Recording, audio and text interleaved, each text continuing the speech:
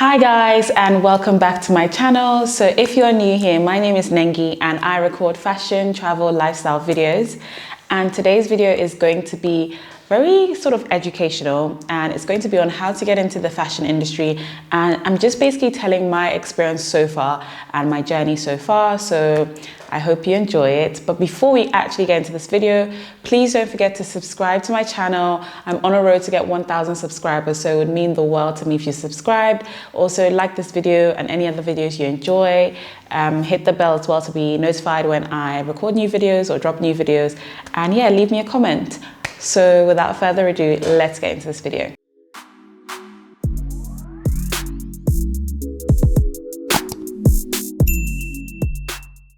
So I studied textile design at university, and I actually did want to study fashion, but that didn't happen. And it's not really a long story, but I studied textile design and I definitely don't regret it. Now, having studied something within the fashion industry, I feel like it's just really interesting to see from my perspective how I felt. But this video is definitely for anyone who, even if you haven't studied anything fashion related or creative, if you wanted to be in the industry, these are just my tips on how to get in there. And my first thing would be to intern. With interning, I know it sounds like, oh my gosh, like so much legwork, but it really is important. Now, I interned for Diane von Furstenberg and Paul Smith and Moschino and a couple others when I graduated.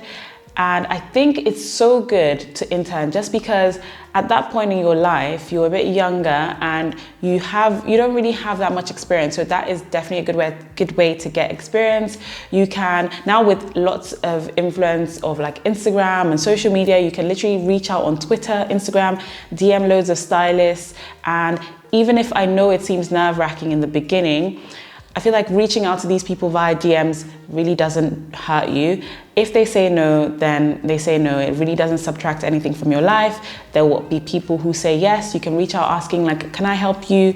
You know, I really am interested in styling. I'm interested in like fashion design. I'd love to like shadow you, follow you, help you, assist you do anything. So that's for people who really just want to hit the ground running. Now, I also feel like you should go on fashion websites to look for interesting internships as well. There's a website I used to use loads called fashionworky.com. I feel like it's one of the best websites for anything fashion related, from styling to graphics to photography, videography, everything. So that's definitely a good website. I'll leave that in the description box. And you can actually apply, send your CV, or write a little bit about yourself. You might not even have a CV yet, as you're literally just wanting to be in this industry and you don't maybe have so much backing. But if you did study something creative, you probably should have a CV already and you can apply that way. But one thing I would say is do not do any unpaid internships. I am definitely not for that. I don't think it's fair. I don't think it's right. I don't even think it's ethical. It's kind of like modern day slavery, I'm sorry, but don't do unpaid internships. At least they should be able to pay for your lunch and your travel, so you're benefiting in a way whilst learning on the job. So my second point would be that getting into the fashion industry is a lot about who you know.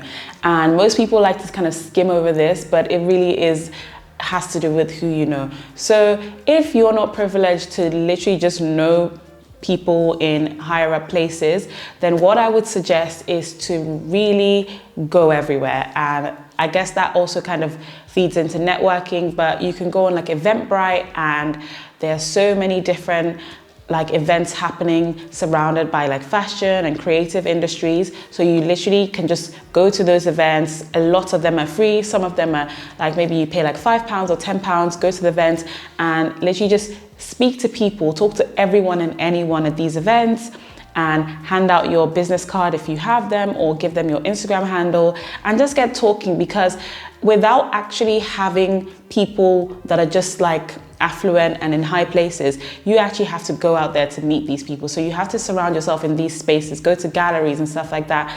And anyone that looks kind of interesting, yes, again, it might be nerve-wracking, but I wish I knew this earlier because I'm quite a reserved person. I grew up quite shy, so I didn't really speak up much. But as they say, the famous saying is, closed mouths don't get fed. So I feel like it's very important, if you're able to do this, And I know it takes a lot of coming out of your comfort zone, but I think it would really bode well if you really put yourself in those spaces and just talk to people, because you really don't know, you might meet like the editor of a magazine or another intern or a blogger or like an influencer, and you can get talking. Maybe you guys have things in common and you can help each other, you can take pictures, they can shoot for you, you can shoot for them. So it's really about who you know, because you definitely don't know how they could help you down the line or what you could benefit from them. So yeah, definitely it's about who you know.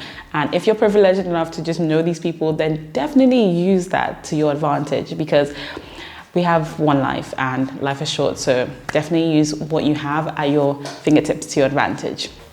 So my third point is Fashion Week. Now, I haven't been to any other fashion weeks except London Fashion Week, but I definitely feel like London Fashion Week is a good fashion week to attend. Now, even if you haven't been invited to any shows, you can literally go to London Fashion Week, dress up, go there, and actually just go to pose outside shows, because there are tons of photographers who are waiting to take pictures of, you know, the hottest trends or the hottest looking people, coolest looking people, and you can be one of them. And, you know, they'll put your pictures in different publications and it'll be like, you know, London Fashion Week's hottest outfits, 2021, 2022, whatever. So I think this also helps in the positioning yourself in the right places.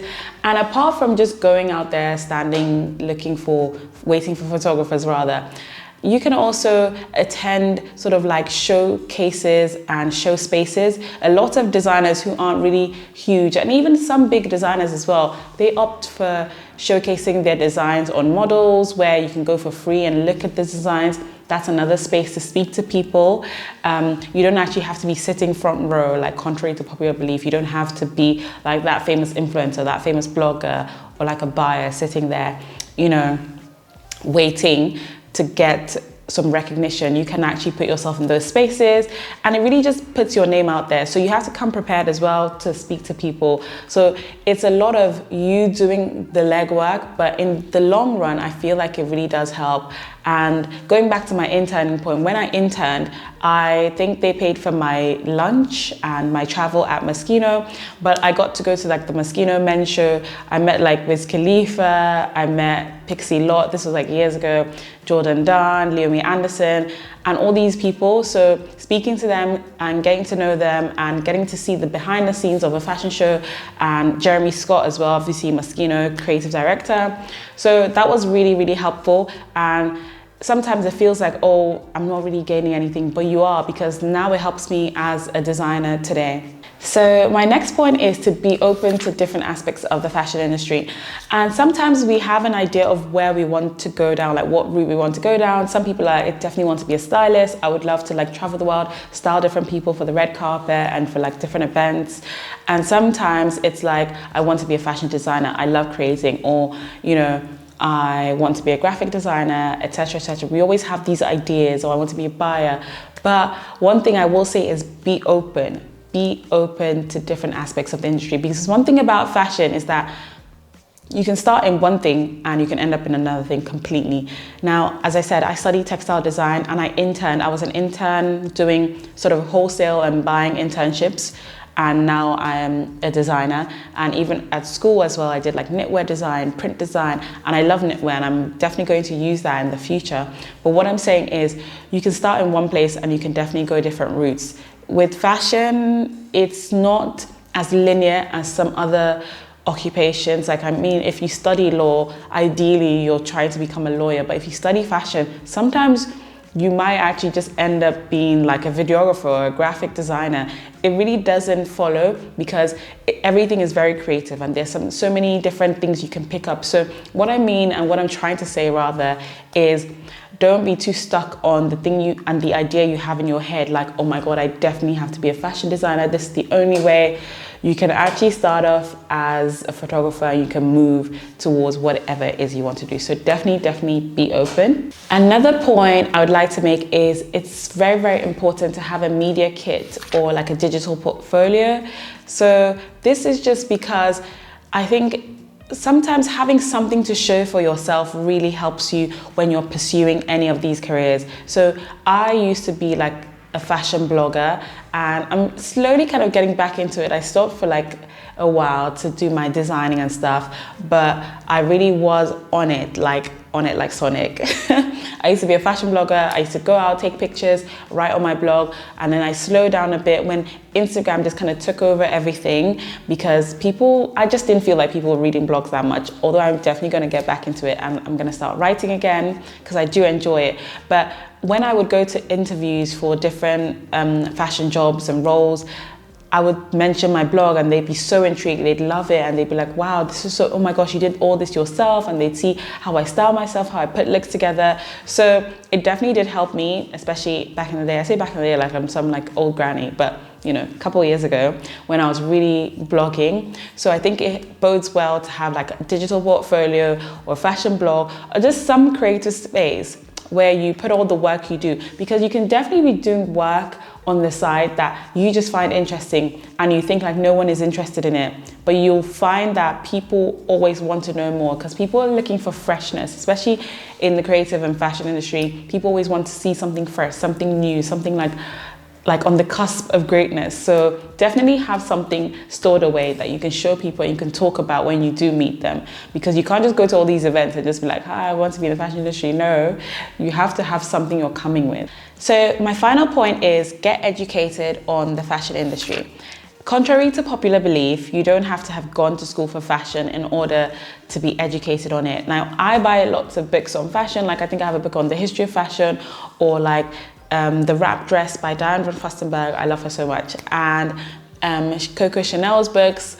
And these are great coffee table books, but they're also books that you can actually read. People get it these days just to look pretty on the coffee table, but I actually do read them. I have a book on like history of sewing as well, just so I have an idea of this industry that I'm interested in. What is it? Like, what drives it? What is interesting about it? Why do I like it so much? So I think getting educated on the fashion industry is really important, and I think it's just an interesting thing to have, so that you have things to discuss and talk about, and you know, you're not just like a one-trick pony where you just know what's in the new age and Instagram and Twitter and all that stuff. You actually have like background knowledge. And although that was my final point, I'd just like to add that as much as I've given these points, I definitely know that it is not easy to get in the fashion industry. And I must say that it is one industry that doesn't actually pay very well when you're starting out. You have to really be quite high up or actually know the right people in order to get those positions where are paying well. So it's not like some industries where you just know you're going to, like if you're an engineer, for instance. I have a friend who, you know, I think she studied engineering, and straight out of uni, she was on £40,000 salary. That wouldn't really happen in fashion. Usually it's kind of like £18,000 a year.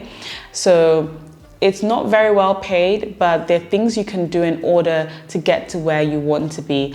And with the help of social media, as much as sometimes we bash it and we think like, oh, social media is so long, so annoying, you know, fighting for like the best spot and everybody's in competition with one another, it can actually be quite helpful, because, you know, there is so much, like, the world is your oyster with social media. Like, social media is your world, and you're able to reach out to people in ways you weren't able to back in the day, in the past. So that is definitely a benefit, but I know it is so difficult. And I think it's even part of the reason why I stopped blogging, because I just wasn't feeling fulfilled. I felt like no one was listening, no one was hearing what I had to say, no one was reading my blogs, and I wasn't getting all these amazing brand deals, like all the other like influencers and stuff and all the other bloggers. So it just kind of like demotivated me.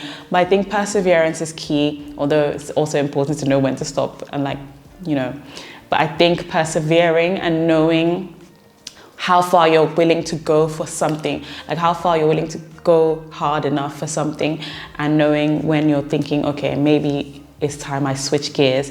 So yeah, perseverance, because it is not easy. So if you definitely have any other thoughts, please leave them in the comments below. I would love to have a discussion about this if you're in the industry or if you're trying to get in the industry.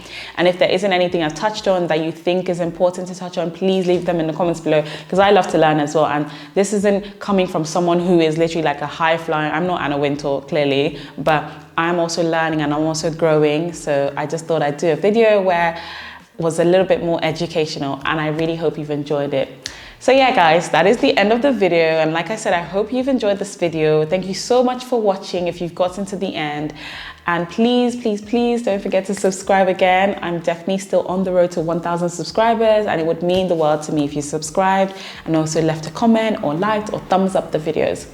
And yeah, I'll catch you in my next video, and I hope your year has started off amazing.